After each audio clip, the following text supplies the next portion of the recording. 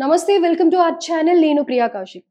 జగన్ నిన్న లండన్ నుంచి ఇండియాకి వచ్చేసారు. అయితే తన చిన్న కూతురు వర్షారెడ్డి గ్రాడ్యుయేషన్ డేని అటెండ్ చేసేసి వచ్చారు. దీని గురించి డిస్కస్ చేద్దాం. ప్రస్తుతం మనతో పాటు సీనియర్ జర్నలిస్ట్ భరద్వాజ్ గారు ఉన్నారు. హలో సార్, నమస్తే. నమస్తే. జగన్ దంపతులు ఇద్దరు కూడా లండన్ కి వెళ్ళి తిరిగి రావడం జరిగింది. అయితే నిన్ననే వచ్చారు. అయితే వచ్చి రాగానే తాడేపల్లికి వెళ్తారు అని చెప్పి ఫీజు పోరు ఒకటి మొదలు పెట్టిపోతున్నారు అని చెప్పేసి అని అంటున్నారు. అసలు దీని పూర్తి వివరాలు ఏంటి? అంటే జగన్మోహన్ రెడ్డి ఇప్పటి వరకు ఆయన ఎన్నికలు ముగిసిన తర్వాత ప్రజలతో ఇంటరాక్ట్ అవ్వటం అనేది జరగలేదు. నాయకులతో ఫేజ్ మేనర్లో ఇంటరాక్ట్ అయ్యాడు కానీ అవేవి ఫలితాలను ఇవ్వలేదు. ఈ లోపల ఆయన కుటుంబ వ్యవహారాలు, గొడవలు వాటిల్లో నిమగ్నమైపోయాడు. ఇప్పుడు ఆయన సీరియస్గా పాలిటిక్స్ మీద దృష్టి పెట్టాల్సినటువంటి టైం వచ్చేసింది. అందుకని ఇప్పటి వరకు ఆయన అసెంబ్లీకి రాను, నాకు ప్రధాన ప్రతిపక్ష హోదా ఇచ్చి తీరాలి, ఈ గొడవలన్నీ నడిచినాయి. అయితే ఇప్పుడు నెమ్మదిగా ఆయన ఈ గొడవలన్నింటినీ పక్కన పెట్టి రేపు జరగబోయేటువంటి బడ్జెట్ సమావేశాలకు హాజరవుతాడని చెప్తున్నారు.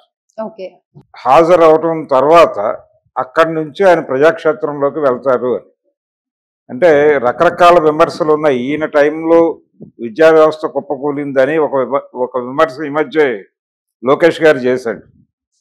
అంటే ఈయన ఇంగ్లీష్ మీడియంలోకి తర్జుమా చేసేటువంటి ప్రయత్నం చేశాడు విద్యా వ్యవస్థ. ప్రభుత్వ రంగంలో ఉన్నటువంటి స్కూళ్ళన్నింటిలోనూ ఇంగ్లీష్ మీడియం తీసుకురావడం ద్వారా పేద పిల్లలకి కూడా ఇంగ్లీష్ని అందుబాటులోకి తీసుకురావడం ద్వారా వాళ్ళ అభివృద్ధికి దోహదపడాలి అనేది ప్రోగ్రాం జగన్మోహన్ రెడ్డి. జగన్మోహన్ రెడ్డి పాలనలో మంచి డెసిషన్ అదొకటే. మిగిలిన నిర్ణయాల్లో మంచి చెడులు పక్కన పెట్టేస్తే ఈ విషయంలో కొంచెం ఎక్కువ శ్రద్ధ పెట్టాడు ఆయన. కానీ దాని వలన విద్యా ప్రమాణాలు పడిపోయినాయి. విద్యార్థులకి ఈ కొత్త ఎడ్యుకేషన్ సిస్టమ్ అడాప్ట్ కాలేదు. దాని వలన అనుకున్న ఫలితాలు సాధించలేకపోయారు అనేది ఇప్పుడు లోకేష్ గారి విమర్శ. దీన్ని ఎలా ఎదుర్కోవాలి అంటే ఇప్పుడు జరుగుతోంది ఏమిటి? ఇప్పుడు మళ్ళీ స్కూళ్ళని పాత పద్ధతిలోకి తీసుకెళ్లే ప్రయత్నం చేస్తున్నారా? అలాగే తన హయాంలో పేద ప్రజలకు ఇచ్చినటువంటి అనేక సంక్షేమ పథకాలు, వాటి తీరుతెన్నులు ఏమిటి? ఇప్పటికీ అవి కొనసాగుతున్నాయా లేదా? ప్రజలకి వాటి ఫలితాలు ఏదో రూపంలో అందిస్తున్నారా లేదా? దీంతోపాటు ఎలక్షన్ టైంలో వాళ్ళు ఇచ్చినటువంటి హామీలు, తెలుగుదేశం పార్టీ కావచ్చు, కూటమి భారతీయ జనతా పార్టీ, జనసేన, తెలుగుదేశం పార్టీలు కలిసి ఇచ్చినటువంటి హామీలు అమలు పరిస్థితి ఏమిటి, ప్రజలు ఎలా ఉన్నారు అనేది నేరుగా ప్రజల నుంచి తెలుసుకునేటువంటి ప్రయత్నం. అంటే ప్రజల సమీక్ష ఏమిటి, ఎంతకాలం ప్రభుత్వం నడుస్తోంది, ఈ ప్రభుత్వం మీద ప్రజలు ఏమనుకుంటున్నారు అనేది ప్రజల నుంచి నేరుగా తెలుసుకుని దానికి తానేమి చేయగలను అనేది ఆలోచించుకోవటానికి ఒక ప్రయత్నం చేస్తూ ఆయన ప్రజాక్షేత్రంలోకి వెళ్తాడు అనేటువంటి మాట వినిపిస్తోంది.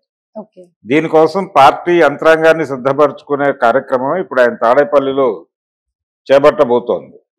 అంటే ముందు మెకానిజం ఏమిటి? ఇప్పటికే ఒక గొడవ ఉంది. ఆ పార్టీలో నాయకుల్లో కొంతమంది అజ్ఞాతంలోకి వెళ్ళిపోయారు, కొంతమంది బయటకి కనిపిస్తున్నా పార్టీ నుంచి బయటకు వెళ్ళిపోతున్నారు, రాజకీయ సన్యాసం తీసుకుంటున్నారు. నిన్న విజయసాయి రెడ్డి రాజకీయ సన్యాసం తీసుకున్నాడు. ఆయన బయటకు వెళ్ళిపోయాడు, రిజైన్ చేసి. రాజ్యసభకు కూడా రిజైన్ చేశాడు. అలాగే రాజ్యసభ సభ్యులు ఒక్కొక్కరుగా రాలిపోతున్నారు. ఈ కండిషన్లో పార్టీని రీఆర్గనైజ్ చేసుకోవాల్సినటువంటి అవసరం ఉంది. ఈరోజు రేపు సజ్జల రామకృష్ణారెడ్డి కూడా వెళ్ళిపోబోతున్నాడు అని ఒక వార్త సర్క్యులేషన్ లో పెట్టారు ఆల్రెడీ. కాబట్టి క్రైసిస్ మేనేజ్మెంట్ చేయాలంటే తను బయటకు రావాలి. బయటకు వచ్చి ముందు క్యాడర్లో మొరైల్ నిలబెట్టాలి, వాళ్ళ మానసిక స్థైర్యాన్ని నిలబెట్టాలి. ఆ నిలబెట్టడం కోసం ఏం చేయాలి అనేటువంటి ఆలోచనలో ఇప్పుడు జగన్ ఉన్నాడు. ఆయన వెనకాల ఎవరున్నారు అడ్వైజర్స్ అనేది పక్కన పెడితే సజ్జల నంబర్ 2 పొజిషన్లోనే ఉన్నాడు ఇంకా అని వినిపిస్తోంది. అంటే ప్రధానంగా తను గతంలో తన వైపు నుంచి జరిగినటువంటి లోపం ఏమిటంటే ఎవరికి యాక్సెస్ ఇవ్వకపోవడం. అలాగే నేను మేట నొక్కుతున్నాను, డబ్బులు వెళ్ళిపోతున్నాయి, ఇంకేంటి వాళ్ళతో మనం యాక్సెస్ అయ్యేది, పని జరిగిపోతున్నప్పుడు ఇంకా మనకెందుకు అని చెప్పి ఆయన పూర్తిగా తన తాడేపల్లి ప్యాలెస్కే పరిమితం అయిపోయాడు. ఇదే తనకి ఇబ్బంది పెట్టింది. అంటే కనీసం ఎమ్మెల్యేలకి, మంత్రులకి కూడా ఆయన యాక్సెస్ ఇవ్వలేదు. ఇది ప్రధానంగా ఒక ఇబ్బందికరంగా మారింది. అంటే మొత్తం అంతా ఆయనే చూసుకుంటున్నాడు కదా, మనదేముంది అన్న పద్ధతిలో వీళ్ళు వ్యవహరించారు కింది స్థాయి నాయకులు. ఇప్పుడు పరిస్థితి ఏంటంటే ఆయన టూర్ ప్రోగ్రామ్ ఆర్గనైజ్ చేయడానికి కూడా ఎవరికి చొరవలేని పరిస్థితి దాపురించింది. ఉమ్, అందుకని పార్టీని రీఆర్గనైజ్ చేసుకోవాల్సినటువంటి అవసరం ఉంది. బడ్జెట్ సమావేశాల కంటే ముందే జరగాలి. ఎందుకంటే బడ్జెట్ సమావేశాలలో పాల్గొనడం ద్వారా ఆయన ప్రజల్లో కాన్ఫిడెన్స్ నిలపాలి అనుకుంటున్నాడు. అదేంటంటే ఈయన సభకి హాజరవ్వడానికి ప్రచారం చేస్తున్నారు అవతల వాళ్ళు. సభలోనే ప్రజల సమస్యలు మాట్లాడాలి. ఆ మాట్లాడేందుకు సభకి నాయకుడు వెళ్ళకపోతే ఎమ్మెల్యేలు ఈ 11 మందిని మేము ఎందుకు ఎన్నుకున్నాం అంటారు కదా ప్రజలు. అవును. అందుకని తను అసెంబ్లీకి హాజరవ్వటం, తన ఎమ్మెల్యేలను అసెంబ్లీకి తీసుకెళ్లటం ద్వారా మేము ఈ ఎమ్మెల్యేలను అనవసరంగా ఎన్నుకున్నామనే అభిప్రాయం ప్రజలకు కలగకుండా చూసుకోవాలి. అయితే ఈసారి ఖచ్చితంగా వెళ్తాడు అని అనుకుంటున్నారా సార్? ఎందుకంటే ఇప్పటికీ కూడా అపోజిషన్ పార్టీ వాళ్ళు వెక్కిరిస్తూనే ఉన్నారు, వస్తాడు రాడు అని అనేసి. లేదు, వస్తాడు. ఈసారి వెళ్లే పరిస్థితి కనిపిస్తోంది. ఓకే, వెళ్ళకపోతే వేరేలాగా ఉంటుందేమో కదా, అంటే సిచ్యువేషన్ అలా. అంటే వెళ్ళకపోవడం వలన జరిగే నష్టం ఏంటంటే ఆ నియోజకవర్గాల ప్రజలు ఎందుకు ఎన్నుకున్నారు వీళ్ళని, ఆ 11 నియోజకవర్గాల్లో ఎందుకు ఎన్నుకున్నారంటే, అసలు ఎమ్మెల్యేని ఎందుకు ఎన్నుకుంటారు ప్రజలు? తమ బాధలు అసెంబ్లీలో చెప్పి తమకి పరిష్కార మార్గాలు సూచిస్తారు అక్కడ. అలాగే తాము ఏ సమస్యలతో ఏదో బాధపడుతున్నారో వాటిని ఏదో మేరకు పరిష్కారాలు అక్కడ కనిపెట్టి తమ జీవితాల్లో ఆ కష్టాలు దూరం చేస్తారేమో అని అనుకుని ఓట్లేస్తారు. ఇప్పుడు ఆ యాక్టివిటీ వీళ్ళు అసెంబ్లీనే బాయ్కాట్ చేస్తే ఎవరు చెప్పాలి అక్కడికి వెళ్ళి? అందుకని ప్రజలకు రీకాల్ అధికారం లేదు మన ప్రజాస్వామ్యంలో. ఈ రీకాల్ అధికారం లేదు కాబట్టి ఎమ్మెల్యేలు ఎన్నికైన తర్వాత వాళ్ళు ఇష్టం వచ్చినట్టు వాళ్ళు వ్యవహరిస్తున్నారు. ఈ అభిప్రాయం ప్రజల్లో బలపడితే అది పార్టీ మీద వ్యతిరేకంగా ప్రచారం అవుతుంది మిగిలిన ప్రాంతాల్లో. అందుకని పార్టీ పరిరక్షణ చేసుకోవాలంటే ఖచ్చితంగా పార్లమెంటరీ రాజకీయాలు, ఆయన పార్లమెంటరీ రాజకీయ పంథాలో ఉన్నాడు.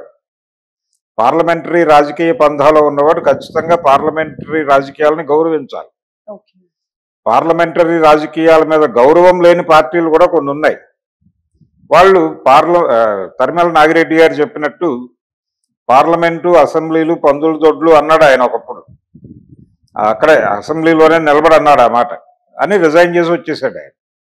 ఇంకా నేను జీవితంలో ఈ అసెంబ్లీకి కానీ పార్లమెంట్కి కానీ వెళ్ళను అని. అలా అది ఒక ధోరణి. ఆ పరిస్థితుల్లో జగన్ లేడు ఇప్పుడు. తరిమల నాగిరెడ్డి గారి పరిస్థితుల్లో జగన్మోహన్ రెడ్డి లేడు కాబట్టి ఈయన ఇప్పటికీ పార్లమెంటరీ పందాన్ని నమ్ముకుని ఉన్నాడు. అందుకని ఖచ్చితంగా పార్లమెంటు పద్ధతుల్ని గౌరవించి ఖచ్చితంగా ఇన్ని గంటల సభకి హాజరు కావాలని ఒక నిబంధన ఉంది. అది కనుక పాటించకపోతే వీళ్ళు అనర్హులయ్యేటువంటి ప్రమాదం కూడా ఉంది. ఓకే, సో మొదటికే తన పార్టీ కానీ తనకు కానీ ప్రమాదం ఉంది కాబట్టి ఇంకా వెళ్తారు ఖచ్చితంగా.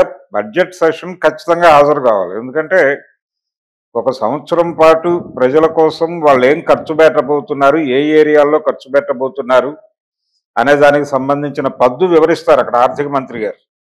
వివరించినప్పుడు ప్రైమ్ లొకాలిటీలో ఇన్వెస్ట్మెంట్స్ వెళ్తున్నాయా లేదా, ప్రజలకి అవసరమైనటువంటి రంగాల మీద ఏ మేరకు శ్రద్ధ చూపించారు, ఏ మేరకు కేటాయింపులు జరిపారు అనేది చెక్ చేయాల్సింది వీళ్ళే, ప్రతిపక్షమే. చెక్ చేసి ప్రభుత్వాన్ని గైడ్ చేయాల్సిన బాధ్యత కూడా వీళ్ళదే. అందుకని దాని నుంచి తప్పుకుంటే ప్రజలు ఇంకొంచెం సీరియస్గా రియాక్ట్ అవుతారు. అందుకని ఆయన బడ్జెట్ సమావేశాలకు ఖచ్చితంగా హాజరవుతాడు. హాజరైన తర్వాత అక్కడి నుంచి జనంలోకి వెళ్తాడు. ఇప్పటికి వాళ్ళు అనుకుంటున్నటువంటి ప్రోగ్రాం అయితే ఇదే వైసీపీ నుంచి. ఈ అసెంబ్లీ సమావేశాలు ప్రారంభానికి ముందే ఆయన తాడేపల్లి వచ్చి క్యాడర్ని సమాయత్తపరుస్తాడు. పార్టీలో మిగిలినటువంటి నాయకులందరినీ పోగు చేసి కూర్చోబెట్టి, బాబు ఇది మన ప్రోగ్రాం, రేపు అసెంబ్లీకి వెడతాము, తర్వాత ప్రజాక్షేత్రంలోకి వెడతాము, దీనికి సంబంధించి మీ ప్రాంతాల్లో కార్యక్రమాలని డిజైన్ చేయండి అని ప్రిపేర్ చేయడానికి ఈ ప్రోగ్రాం పెట్టాడు ఆయన. అది నడుస్తుంది. ఈ లండన్ పర్యటన ఇవన్నీ అయిపోయినాయి కాబట్టి ఇప్పుడు కుటుంబపరమైనటువంటి బాధ్యతల్లో నుంచి కొంతమేరకు రిలాక్స్ అయ్యాడు ఆయన. అంటే ఆస్తి పంపకాల గొడవ ఒకటి ఉన్నప్పటికీ కూడా అది ఎలాగూ ప్రాసెస్లో జరుగుతుంది అనే విషయం ప్రపంచానికి అర్థమైపోయింది. ఇప్పుడు ఆ గొడవలన్నీ పక్కన పెట్టి ఆయన పార్టీని రీఆర్గనైజ్ చేసుకోకపోతే వచ్చే ఎన్నికల్లో భారీగా నష్టపోయేటువంటి ప్రమాదం ఉంది. ఓకే. నిన్నే పెద్దిరెడ్డి అన్నాడు, పెద్దిరెడ్డి రామచంద్రారెడ్డి, వచ్చే ఎన్నికల్లో మేము గెలవచ్చేమో, ఎవరు చూడొచ్చారు అన్నాడు ఆయన. కాబట్టి ఇలాంటి అభిప్రాయాలు ఈ మాట్లాడే వాళ్ళు కూడా తరిగిపోతే ప్రమాదం అవుతుంది. అందుకని ఇమ్మీడియట్ గా కింది స్థాయి క్యాడర్ని కూర్చోబెట్టి రీఆర్గనైజ్